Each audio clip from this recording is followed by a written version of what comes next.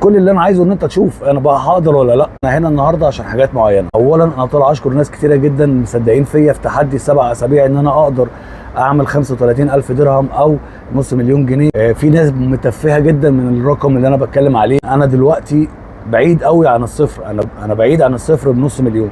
هو عموما التحدي ده ممكن ما يكونش ناجح، زي مثلا بنتكلم ان انت ايه، هل هتقدر تخلص الصينيه دي في 30 ثانيه؟ فقدرت ما قدرتش، لا يكلف الله نفسا الا وسعها. يعني انت تقيم بعد كده، تشوف الخطوات اللي اخدتها، ممكن انت تتعلم منها حاجه، وممكن انا كمان اخد بالي من حاجه غلط انا عملتها. التحدي ده انا مش بلعب بيه، انا بس طالع اوري لك الرجاله لما بتقع ازاي بتقف تاني. يعني قدرت اعمل ده فانا هكون حاجه بالنسبه لي حاجه كويسه جدا.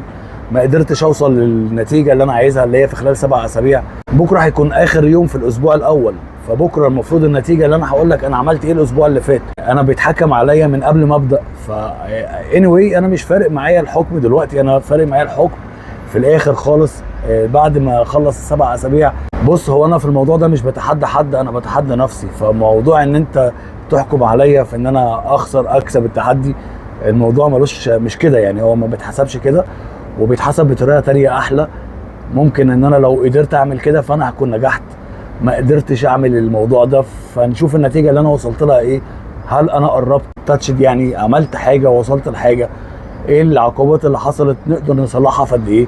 بدري جدا ان انت تحكم عليا من غير ما تشوف النتيجه بتاعت اول اسبوع حتى. هدف من اللي انا طالع اتكلم عليه، والله انا بتحدى نفسي بس ان انا هقدر اعمل حاجه انا عارف ان انا عملتها كتير قبل كده، بس الظروف كانت مختلفه. ان شاء الله هقدر ان انا اعمل ده تاني برغم ضعف الظروف وقله الفرص اللي في الوقت الحالي. انا بحكي لك في 35,000 درهم، رقم مش كبير ولكن مش صغير، سواء نص مليون جنيه او 35,000 درهم.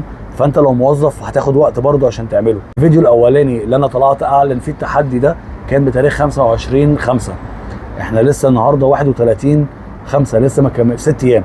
بص، في ناس كتيره حكمت عليا بالفشل من قبل ما ابدا، يعني من قبل ما ابدا. والفيديو الاولاني احنا عملناه يوم 25/5،